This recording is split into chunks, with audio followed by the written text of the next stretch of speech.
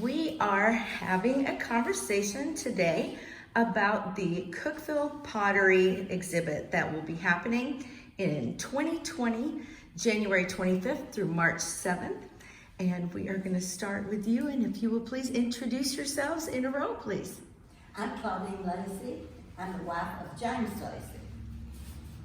I'm James Lacy. I'm Ruby Lacy Slider. I'm Alvin Lacy. I'm Barbara Lacy, Alvin's wife. Okay, awesome. Thank you all so much for being here today. We want to start by asking how the Cookeville Pottery began. Is there someone who'd like to take that question on? I realize there's a lot to chew on there, but You want to start, Alan? You want me to? Go ahead. Of course, my dad, Alvin and my dad, bought half interest in the Cookeville Pottery from Oliver Sherrill, who lived in Sparta, Tennessee. And that's how we got started, and I don't remember the year. That's been a long time ago, but it's probably been about 75 years or more. wow. And Ruby Dale's father, Arnold Lacy, was the owner with Oliver Sherrill, and then our dad, Lee Lacy, bought the other half from Oliver, and it became the Cookeville Pottery at that time. And that's sort of how we got started. We were probably 50, 75 years ahead of our time, because we probably made more handmade pottery than anybody in the United States at that time. Really? Yes, we were probably one of the very few that had the artisans that actually made so many of these small items and different items that were handmade. So, Where did those artisans come from? They were local people, the artisans? yes, they were from down the 8th District. Really? There was a George Hedgecoff and a Riley Lefebvre. And at one time or another, a man called Lyndon Nance. But Lyndon stopped working for the Cookeville Pottery and moved to Kentucky and opened his own pottery. And we used to buy back and forth with him then at that time and resell some of his pottery along with ours. Wow.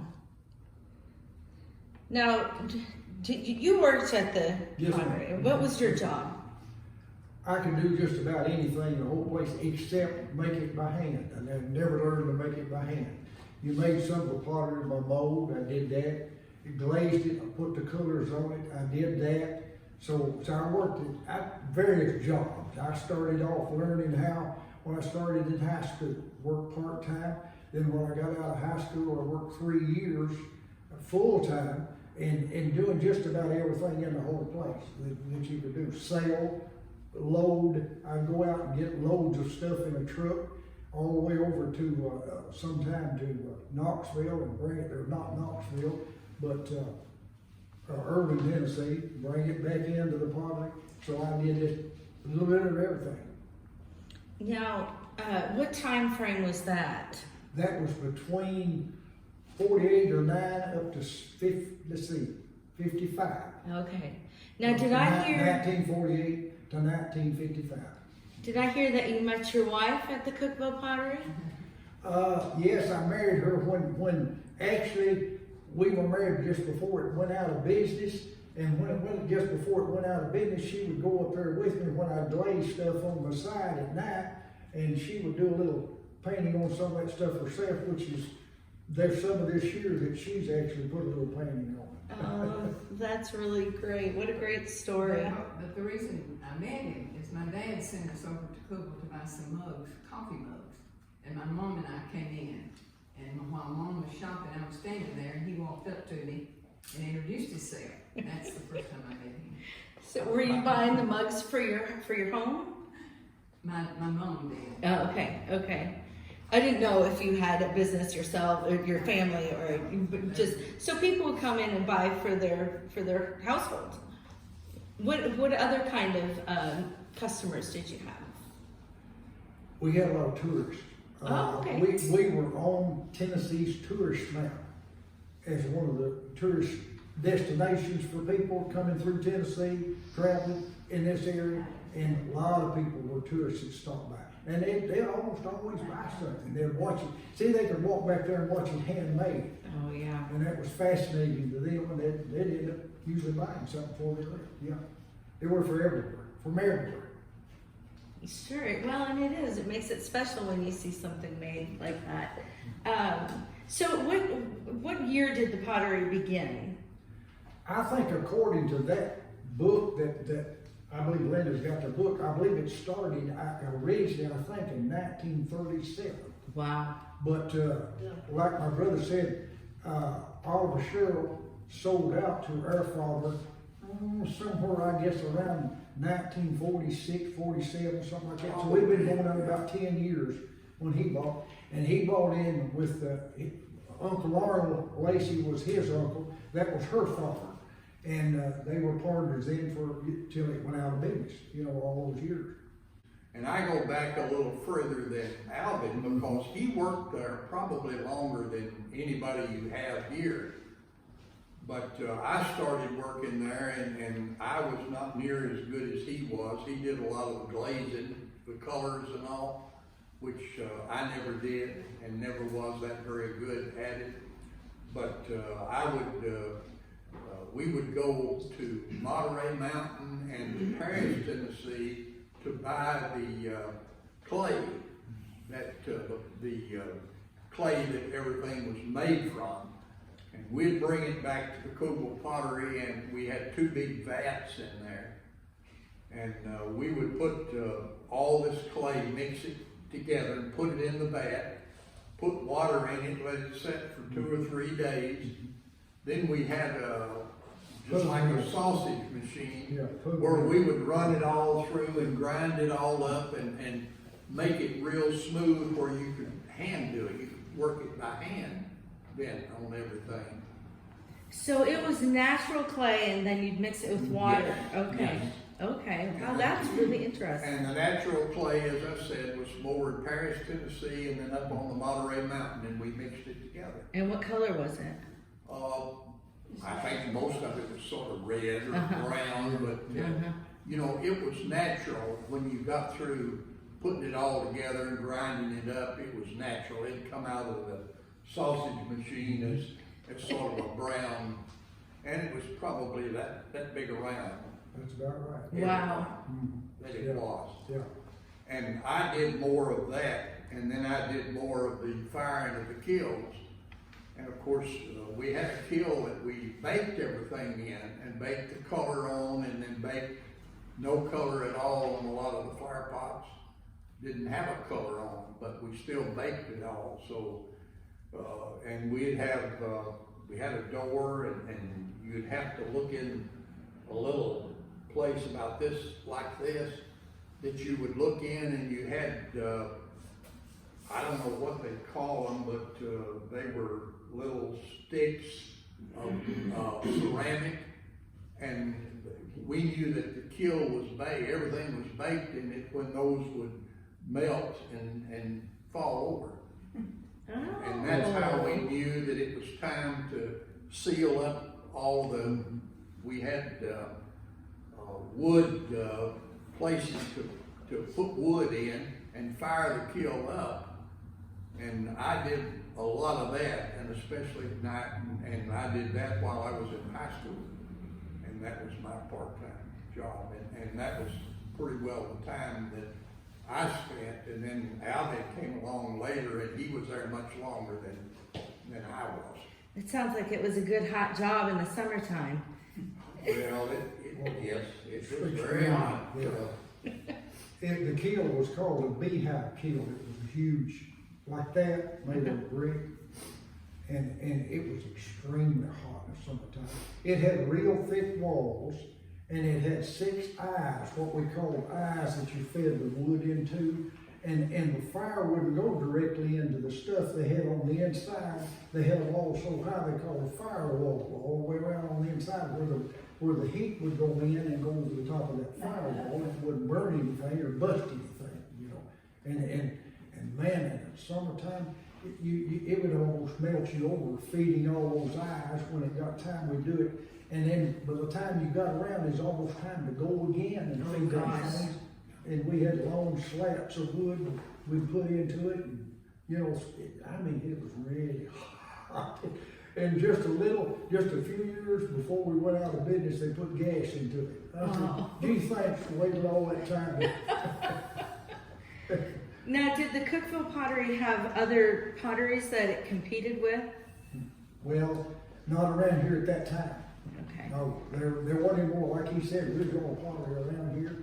And I don't know where there was one as close as we were, but like he's already said, we'd have to go to Kentucky sometimes and get some stuff to supplement what we had and go up there and trade with this fella that used to work there and bring it in from Kentucky. So there wasn't any places close anywhere. I know that at one time we were considered probably one of the one or two handmade potteries in the United States. Wow. And that's why I say that, you know, we were way before our time. Yeah. Because we had probably two of the best handmade potters in the United States. And they tried to come and hire them time after time, but they wouldn't leave. They were from the country down in the 8th district. And did they throw on a wheel? Oh yeah, Yeah. Everything would go on a wheel except what was made in, Your flower And, pots and yeah. stuff like that. And molds, they had big molds that they made, in the flower pots and stuff like that. So, Miss Ruby, what are some memories that you have? Okay, I grew up with a pottery. It was 1936, and I was born in 1930. It was a big building, and it was kind of creepy. But we had a really good Mr. Lefevre, he mentioned. He was fascinating. He could take a piece of clay and bring it up and make a picture. He'd take his finger and make the lip. Then he could take his hand and make the handle. He was very good. But a lot of it was made in the back with molds, and that was always wet. It was, I didn't want to go back there when I was a kid. It wasn't as much fun. Not that we worked there, but they were always wanting somebody to stay there, to be, you know, in case we had some people, some tourists, I guess, drop in. So I guess my sister would stay there in the office and just do that. But, and my brothers, when they were just kids, they were talking about the kiln. The kiln you'd have to burn it for maybe a week. And they'd have to be down there, they couldn't let it go out. And they would have to stay there, and they were probably in their teens, and fire that all night. Because I don't know, maybe a week. And then it would take a week for it to cool off. And Wow. my daddy would be really thrilled, and he'd take Mom and me down there to see the first pieces that come out.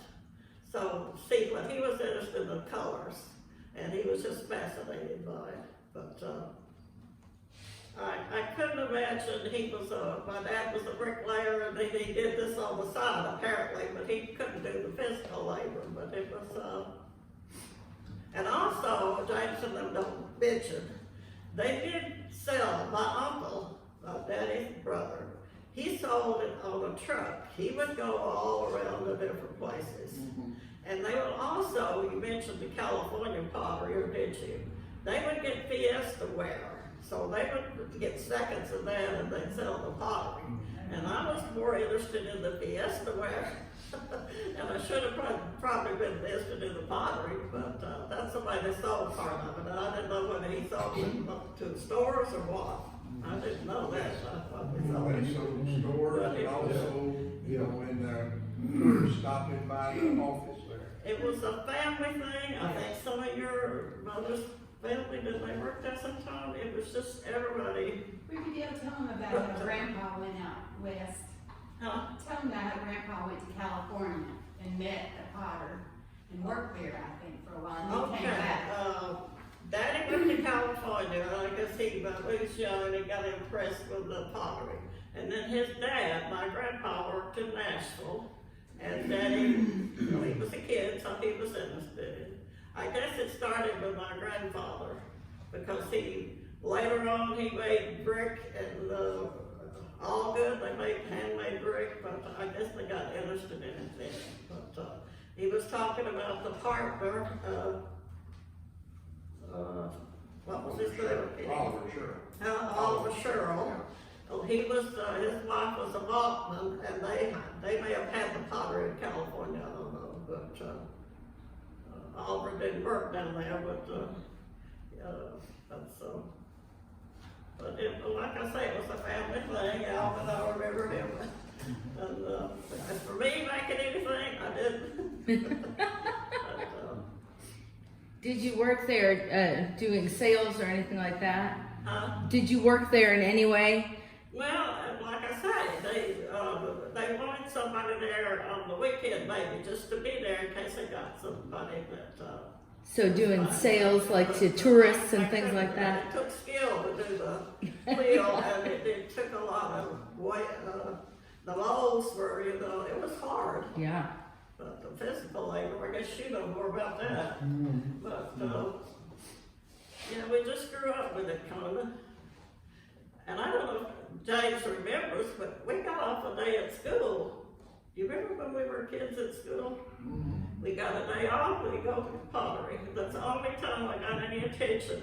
Okay, well, let the kids, and I don't know if they made a piece down there, or did they? No, they tried, but they never could make anything like it. Like James said, it was before his time. After that, I think people got more interested in stuff like that, but, See, they make pottery now with same way. You make it on the hand wheel and then. but my older daughter got interested, she collected it, and then Linda got interested, and she really collected it. But I have one piece, I don't know if any of you have. And if I didn't know it was made out of pottery, I couldn't prove it, Well, and that leads to our next question. How hard is it to come by these days? But, yes, Daddy would be amazed that something what costs $3 now, sell it for 50 or more, he was just being. For 100. Yeah.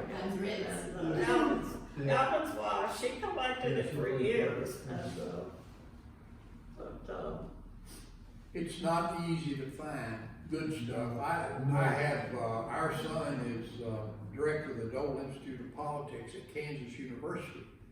And he called me once and said, Dad, I've got a gentleman who is an attorney here that loves the Cookeville Pottery and has a lot of Cookeville Pottery stuff.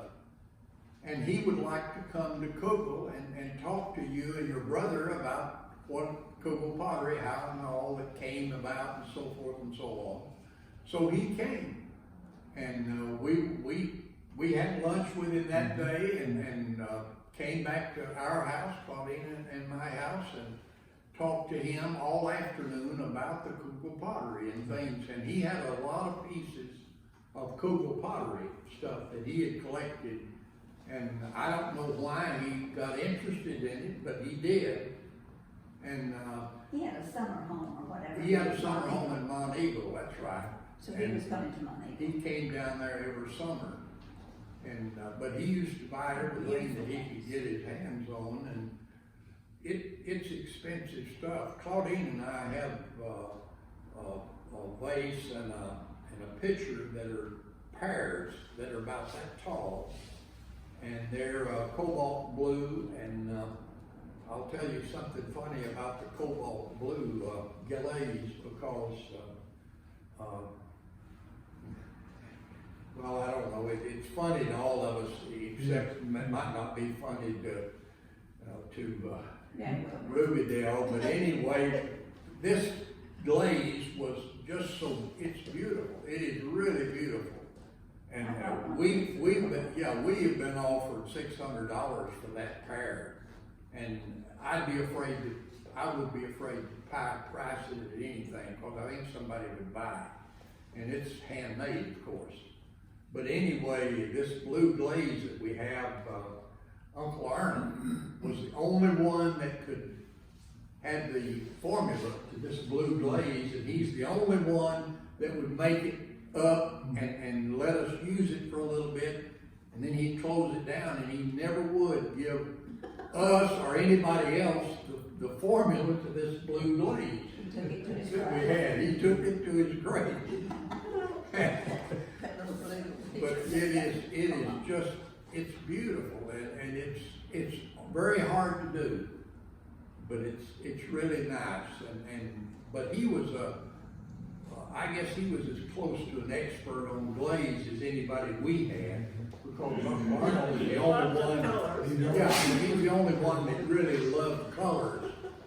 And he started some spotted wear that was actually a beginning of that, and I don't know of anybody else in the United States that made any of that spotted wear. No, I think we actually started Did with we? Spongeware. Yeah.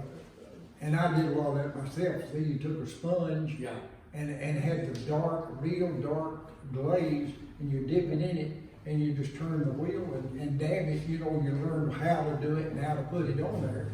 Then when you got through with it, in order to glaze it in the vat, we had a vat with a glaze in there, and you could stick anything in there, because just about everything we made was round anyway.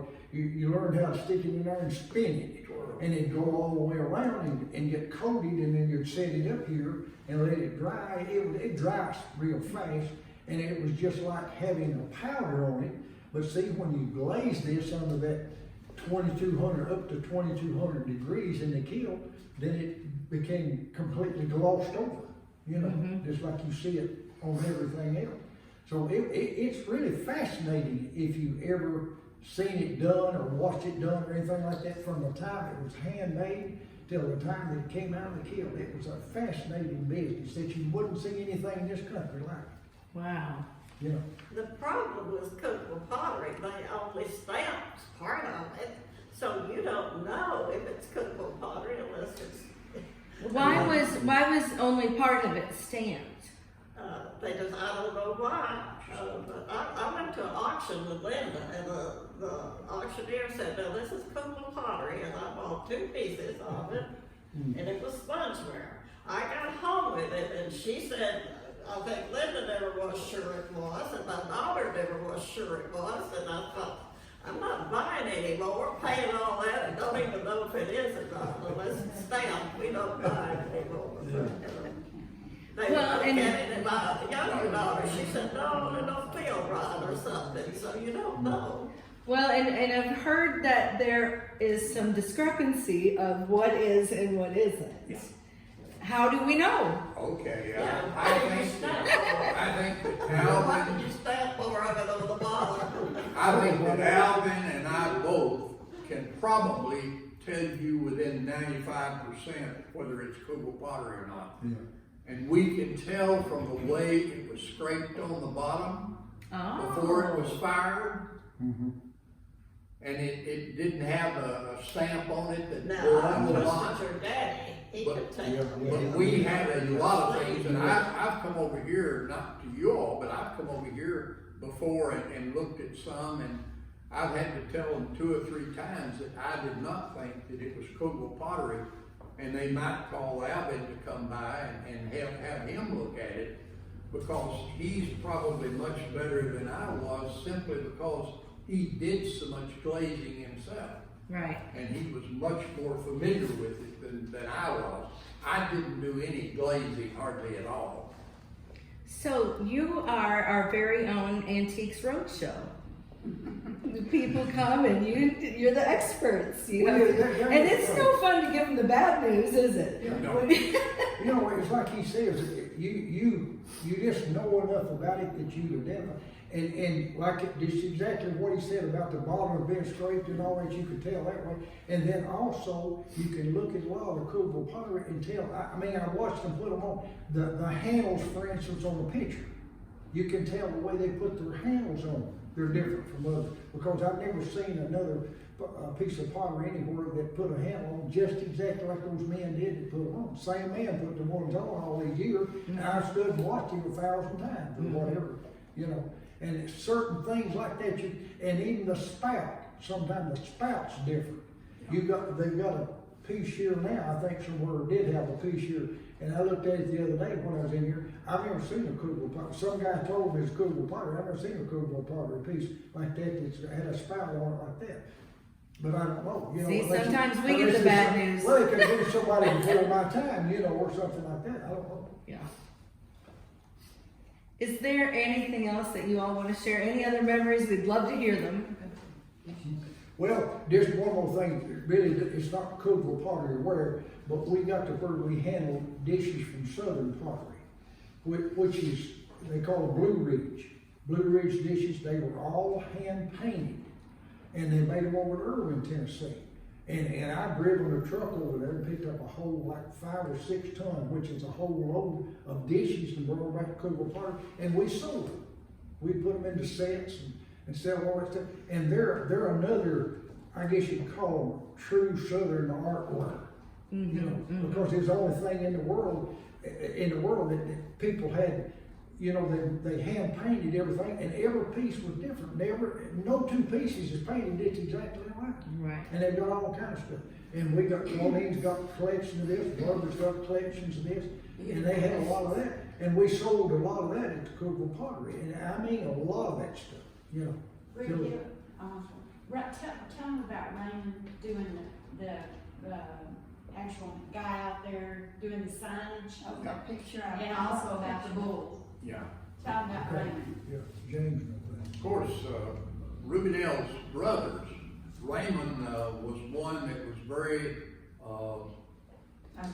artistic with paintings and all. Oh, he was an artist. Yeah, he was the artist and really good. And William actually was in service, and he came home from service and worked in the pottery and did all of the work on the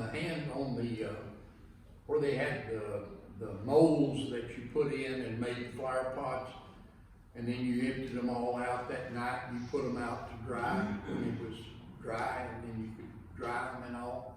But Raymond actually did the man that you see on the picture, on top of the picture, I think that Claudine had, and you all might have had one Yeah, too. it's in the book we got. Yeah, it's in the book, Yeah. and Raymond did that, and he was very artistic and very good, because he ended up even going to Michigan and. So we don't know why, Yeah. he took a lot of pottery with him, but Yeah, we don't yeah. know, nephew has it, and, Raymond's also. the sure, one in that did the Michigan, bull. they don't, The bull in front of the livestock. He did the bull, and they took him over to the livestock thing. Oh, Tell yeah. about that, Riverdale. She don't hear me. Riverdale, tell him about Raymond doing the bull at the. oh yeah, they were at the livestock place, and I tried my best to get over there to take a picture of it, they took it down, it was sold it, and, but, Oh, that was on the outside of the people's stockyard? Uh-huh. Yeah, Yeah, along the it way. was. it had been there since Oh. 1950s, I guess, so, I wish they'd have kept that. but- Well, they kept it somewhere, they. He also. Now, someone has it, yeah. He also put the eagle out in check. I don't know if it's Oh. been changed or not, the gold, and, it could have been changed over the years, but, he couldn't make a living, he couldn't be an artist, so he left, what pottery he has, I don't know, his son has it, and, he did make some pieces for me, I've got some little pieces he made, or did have. I never kept anything. And you know, like you were I can saying. handmake and did a fair job, and I made a piece for Claudine and gave to her Oh. when, before when we were just dating. When you were We may have courting. been married then, I don't know. No, we were dating. I was still trying to get you. So I handmade a piece of pottery and gave it to her. Oh. It was a little vase, and it had my name on it, and it had his name on it, and it had the stars and the moon, and the Cupid, How and it was When did you start? Do you collect it it? was sitting on Where was our that No, one? I've only got mantle those and two then pieces. I had a coat of somehow, I don't know what happened, this coat of arms tilted forward, knocked the face off, Oh, no. hit the heart, and broke it. And I started crying, and he got it and kind of Put put it it back together. somewhat back together, and I still have it. You still have it? I almost broke it. Years ago, I Yes, used to it see is. her in the ad in Florida. But we were ahead of our time, and I think we would have made it into something pretty big if we had really had the opportunity. Well, and it's interesting, Miss Ruby saying he couldn't make it as an artist in Cookeville at that time. And how true are your words in saying that you were so far ahead of your time? Because think of the artists that are thriving now in our community. Oh, yes. And Yeah. yeah, it really was. And they make it the same way. Yeah, I mean, exactly. we made it just like the two that did all the handwork for us, made it on a pump wheel. Yeah. And the wheel went around as they brought it up, and you know, it was, well, they were just artisans, they were just really good. at How what did they that did. wheel run? I inherited that thing and Pump. it was that big, Uh, how did it operate? One thing we haven't mentioned, we talked about much, was the flower pots we made. Now, that was one of our biggest products in Cookeville Pottery, was flower pots. They were all made in molds, they weren't made by hand. Yeah. And I've done some of that, and I think Jerry James has done some of that. But they had a distinct design on the outside of all the pots, every pot to come out. They made them all sizes, from little pots to big pots. I mean, we had a half dozen sizes, those things. And if you see them anywhere, they've all got the same. I've never seen a design on the outside like any of them. They're the only one I know of anywhere that's got the same design. If you ever saw them, you would see them anywhere. It'd be a Cookeville Pottery, because I don't think anybody's ever. See, it's made on the inside of molds. Nobody had molds to make anything like that. So Well, how was the churn made? Was it made? it's made on Made mold. in mold. Yeah. And we made churns for a while, and it got to where that they were kind of expensive. Well, they thought they were expensive, took a lot of time to make, and we got to where we'd buy from this fellow up at Kentucky, this Nance that moved from the Cookeville Pottery up there. We'd buy churns from him. So we sold a lot of churns. They're all over the place. We sold a lot of churns. Tell that you made the strawberry pie. Oh, the strawberry, but she was talking about the strawberry. Was the mixing bowls Yeah. made in the mold too? So, okay. Yes, they was But made if in you mold. want- Yes, they were. You want We- something, you want the one Yeah. the potter did, and that's We had. basis, I guess that's hard to come by. We had several things that were made in the mold. Yeah. We had a lot of vases that were made in the mold. We would make, if you ever heard of a strawberry pot, a lot of people say, well, Cookeville Pottery never made. Yeah, they did. I stood there and watched them make them lots of times. You know, made flower pots. They would make a big pot by hand. They would cut out the holes in the side, and they would reform those where they make little pockets and stick back on every one of those holes around there. Then when they burn it and made it hard, they come out with all them little pockets all the way around the strawberry. If you know what I'm talking about by strawberry. I think I do now that you describe it, yeah. Well, I mean, it's fascinating, all that stuff that went on that you can do like that. You won't see it nowhere else. I mean, it's right there. You know, it's the only place you'd see it, anywhere in the United States, I guess. That's really great. And I think a lot of the pottery today that some people mistake for Cookeville Pottery were actually made by this Nance, Linda Nance, that used to work for the Cookeville Pottery and Yes. moved to Kentucky. Yes, yes. Because he was still in business several years after That's right. we went out, after they took our business, and we had Well, to did he, give up did everything. he stamp his stuff on the bottom? Some he did, and some he never did. I don't know why that we didn't, why we didn't stamp all of it, we should Well, have. it would have been a lot easier. Yeah. I wish, like James, I wish we'd stamped everything, but there's very little that has a stamp on it. In fact, my wife's got one little picture, and I was just looking at it recently, and I said, that's not a Cookeville pot. I said, that's nothing that we ever made or anything. and she showed me it's stamped on the bottom. Well, see, that's made probably this Lynette's, man, it's before my time at the park. Oh, I see what you're And I saying, never yeah. did watch him make this. Different And style. It's a fine little picture, but it wasn't like the last fellas that I knew, you know, watched many years, wasn't like theirs. Right. See?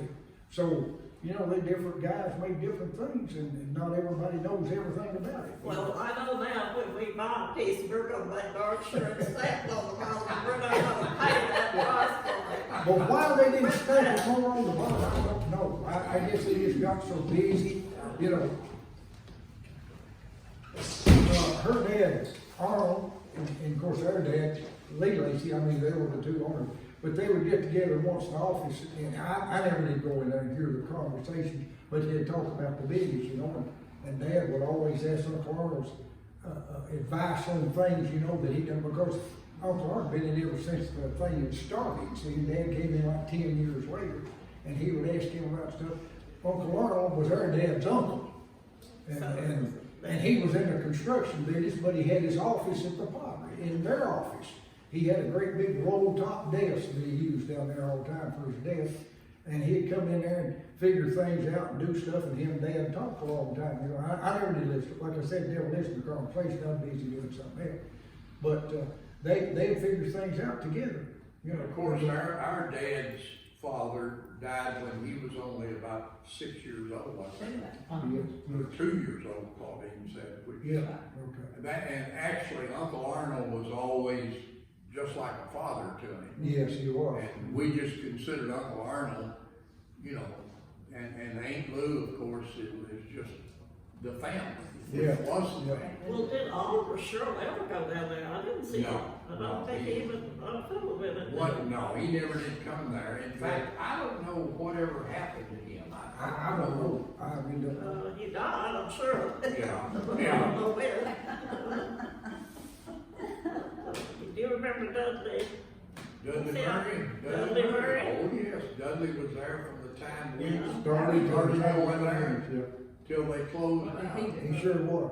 He's one made, he was one that made all the molded stuff for Yeah. Of course, he could do other things. He couldn't make anything by hand, but he made all the molded stuff. I probably 90% of the molded stuff that's made in the place was probably made by hand, I guess. It, like I say, it in the family, like they get work, but it. Well, Uncle Arnold, her father, had 3 sons, and our father had 3 of us sons, and the 2 youngsters, I don't think ever worked there, but the 2 oldest ones, we all worked as we got older. James did, and both of her brothers did, her 2 brothers, and me, we all just worked there. They'd take us to work down there. That's where we worked at.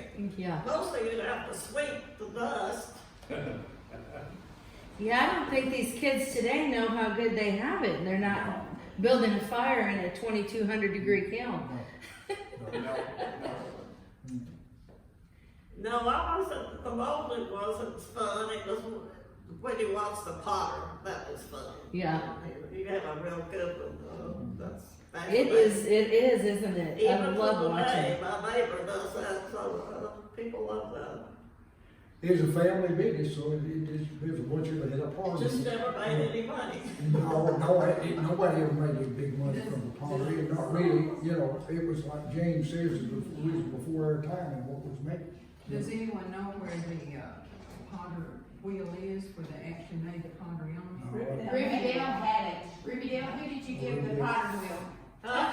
What happened to the potter's wheel?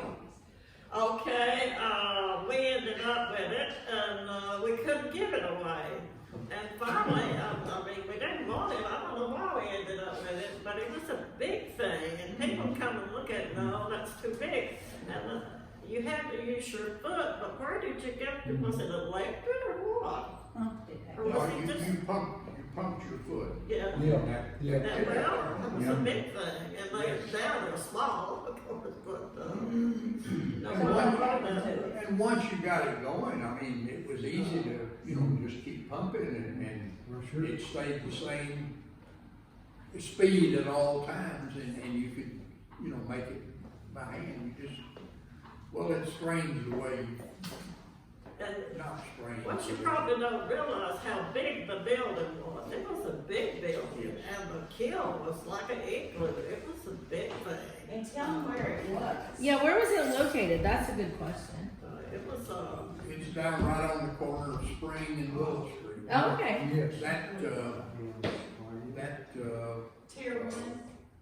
it's a doctor's building. Tier The one. doctor's building, Yeah. actually, is where it was. Yeah, it's actually where it was at. Okay. but, it was, the tour, it was right after they paved Spring Street and they did get some tourists. It would stop. See, She gave it a actually rest. 70, Highway 70, which was the north, or the east-west highway, the main Before one, that, came right by the pottery. Mm-hmm. So, you know, we had a perfect spot. I Yeah, had a thrill, one of the thrillingest thing I had that, Daddy was making me stay down there in the office, and, these people came by and stopped, and they were from Missouri. I had stayed in their garage when my husband was in the Army, Oh, and they came and I got to see them. oh, They had heard about it before, and, I just happened to be there and got to see them, but that thrilled me. how lovely. I bet I know something y'all don't know. In 1970, And so tourists didn't know about it. I Tennessee mean, Museum people it just- went down there and tried to before find the time- before where its they time. was in that area.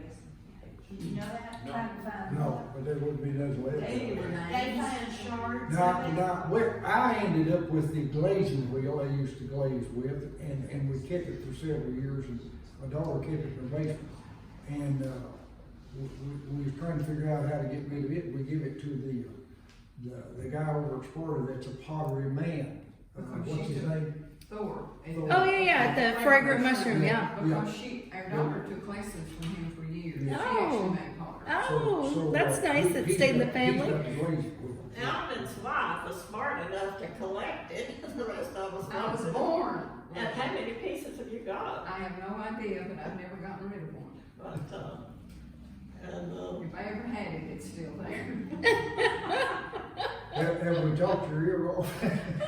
No, this has been wonderful. I just appreciate it so much that y'all came in and talk about your family business, and that's so special to Cookeville. And we just appreciate it so much. We're excited for this exhibit, and we're going to see a lot of folks there because a lot of people are interested in it. So, thank you all so much.